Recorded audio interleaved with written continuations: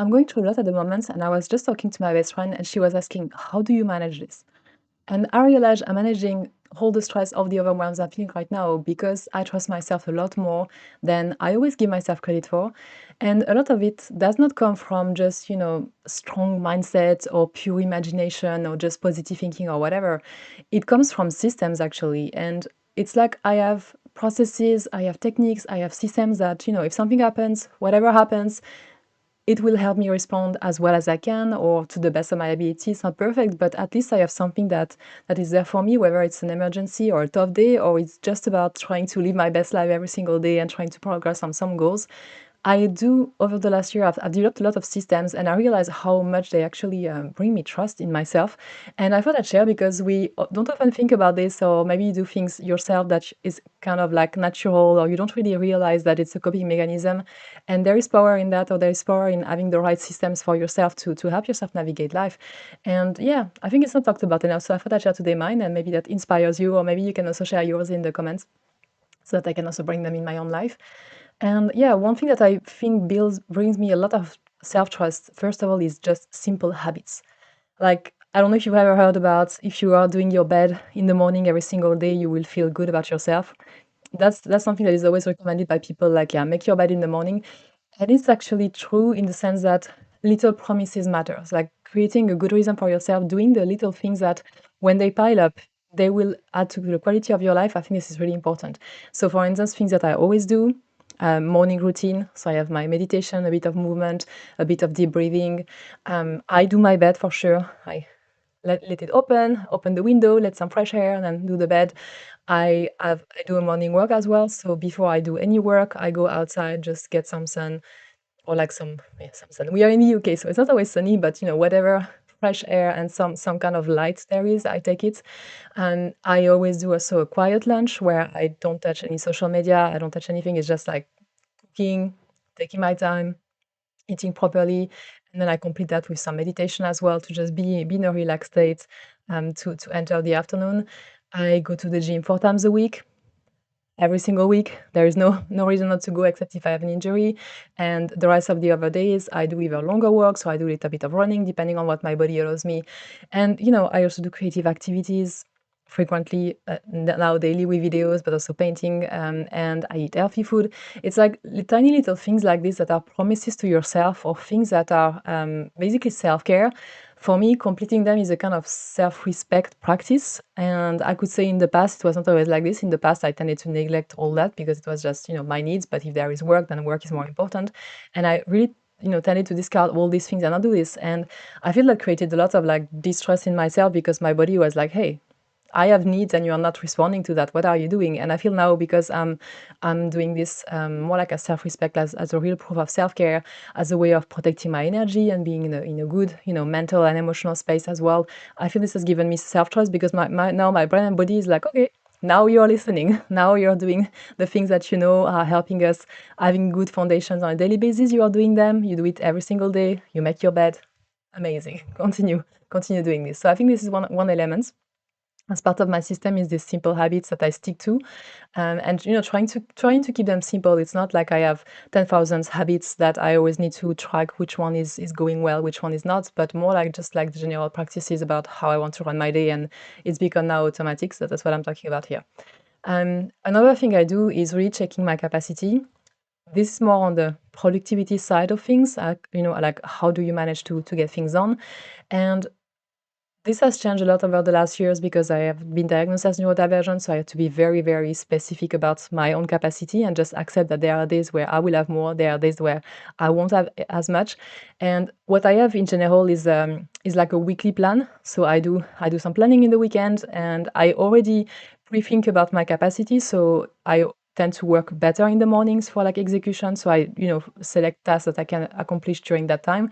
I'm not like doing 10,000 things and trying to pack everything, pack the time all the time, but just trying to say, okay, realistically, tomorrow morning, I'm going to work and sit in a coffee shop for 4 hours. This is where I can do deep focus. These are the two things I want to achieve when I leave that place.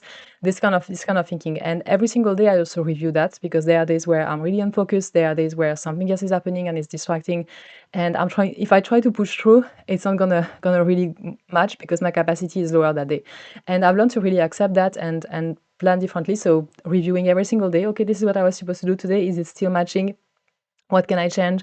What can I let go for today and do tomorrow?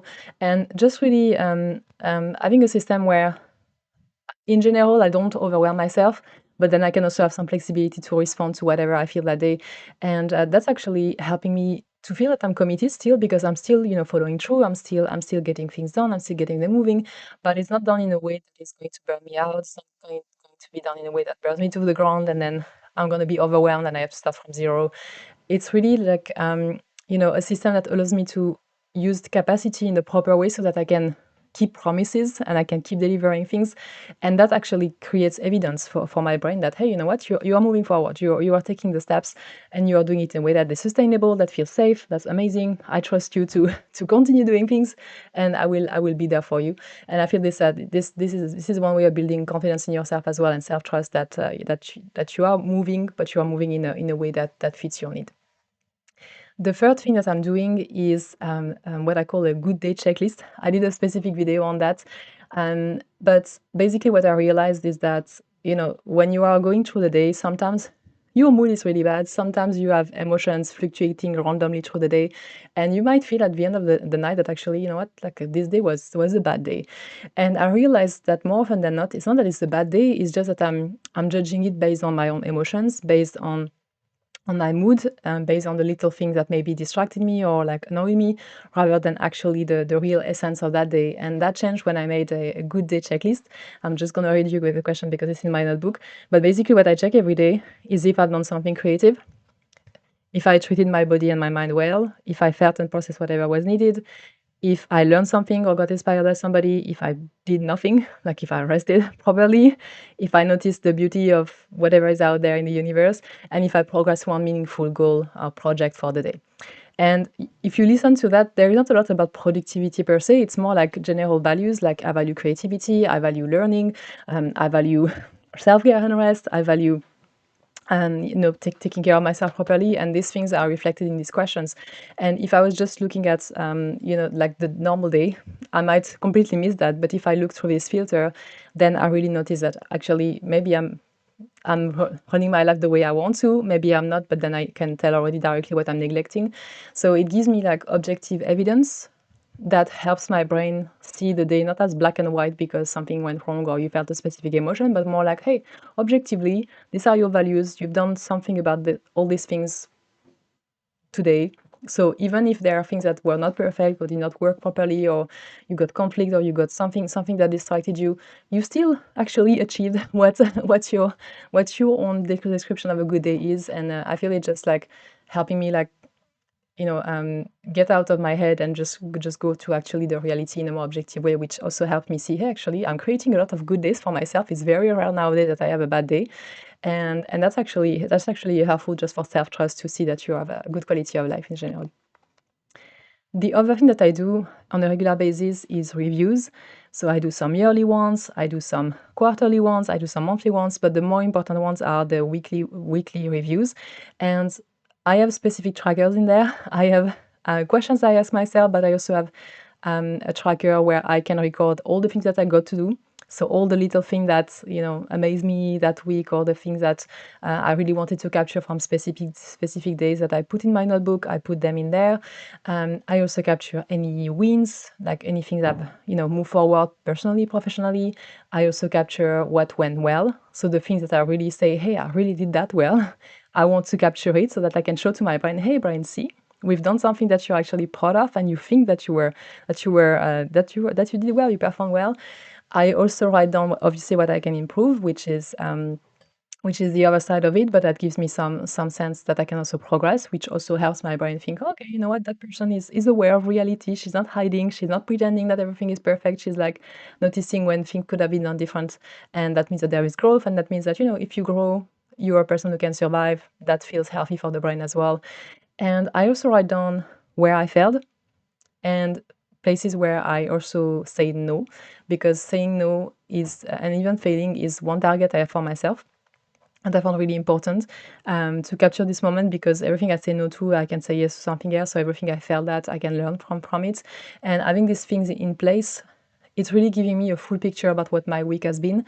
And I don't know if you've ever, like, I remember when I was not doing that at all, just the days were running and running and running, and you're at the end of the year and it's like, I am nowhere where I wanted to go with my goals, with my finances, with my health.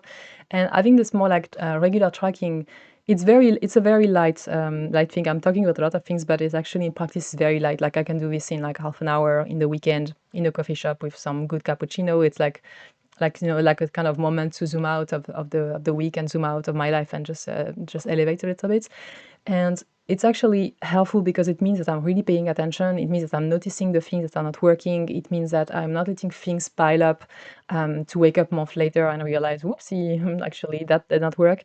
So I have a bit more like regular observation of my life. I feel my brain feels very safe about it, and that also helps with self-trust, because my brain is like, okay, we are clear about what's going on right now, or sometimes I'm not fully clear, but I can say there is a problem here and maybe like spend more time diving into that or talking to someone about it. So that sense of you're not just running into a wall. I think for self-trust and for the brain to feel safe, it's actually really important. So outside of just obviously helping me move with goals, it's just this practice of of just paying attention to what I'm doing and where I'm going. And then I also have processes. This is more before emergency, but also like for just in general, I have processes for hard days or like hard moments where I feel a lot of stress, where I feel a lot of overwhelm. Um, I realized in the past I used to feel reactive towards that, or I was just, the thing happened and poof, I'm directly front of my game. Or maybe, it like pile up on multiple days and it's taking me time to process. Or, sometimes I don't feel anything, I absorb it, and then I have to, I pay the price later because I did not take care of whatever emotion was happening there, or the situation itself. And nowadays I've changed to more like focused processes. So for instance, if I have an emergency, like, like whatever, it can be like a very stressful event.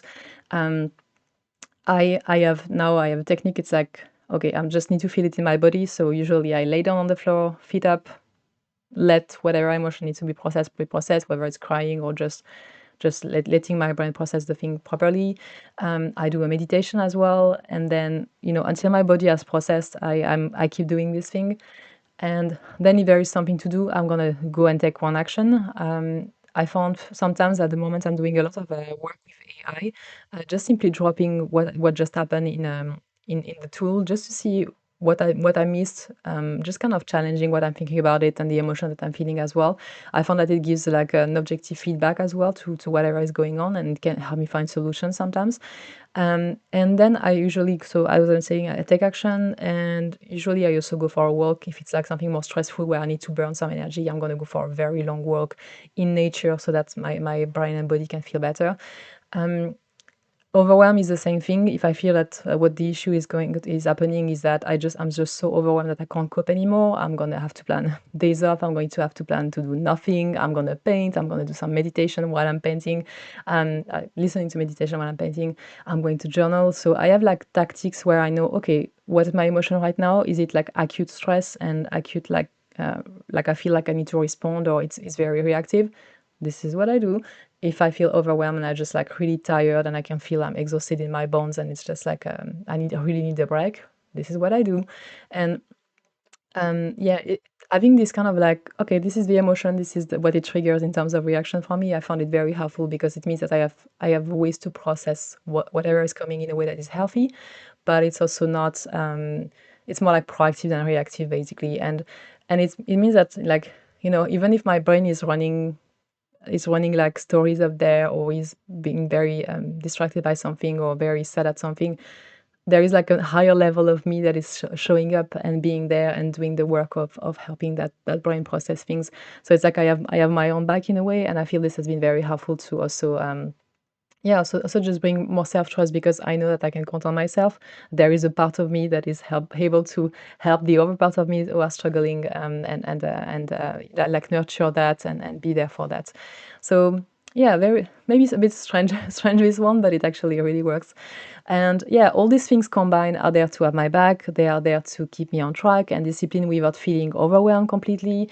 They are there to give me solutions that have already been proven that I can apply whenever I need. There is a lot of evidence capturing that about the right things that I'm doing and the things that I already can pat myself in the back for having in place. And it also removes a lot of exhaustion for decisions as well, because these systems are now in place. I don't need to rethink them, and they work for me. And yeah, this is basically all I needed to trust myself, to be kinder towards myself when something is not going the right way, or when I feel that even though I'm moving forward, the things are not progressing. I feel it's just piling up, every small habit or small task I complete every day, I can say, yes, it has been a good day according to me. Every time I do a review, every time I keep myself accountable for things that are happening in my life, every time that there is a tough moment that I go through and then I process it and I feel empowered when I'm on the other side of it because I did not avoid it and I did it in a way that was nurturing. All these things, it all piles up and create this system that helps me trust myself. So yeah, I wanted to share with you today, just in case that's inspiring for you. And I also really want to listen to your one system, or maybe something that you don't realize you are doing systematically every single time something happens, or every yeah, great system that keeps you sane in general. I would like to hear, because I think this is the secret. One of the biggest secret of life is just having systems rather than trying to change your mindset and change who you are. It's like, no, give me a system that allows me to do this thing in a more natural way, and that yeah, that just relieves a lot of pressure, and it will work. So yeah, drop them in the comments if you want to. I will listen to that, and I will read and respond to your comment as well. And yeah, if you don't know me, my name is Chloe, and I'm doing an 80-day video challenge on YouTube until I turn 40, which is going to be in 16 days now. And I review everything that I've learned over the last 2 decades to be sure that when I'm joining the 40s club, I am actually the best version of me I could be, or I know what philosophy I want to bring with me, what habits I want to bring with me, what system I want to bring with me, that will create my best life. So if you want to follow the journey, I'll be there tomorrow again for another video.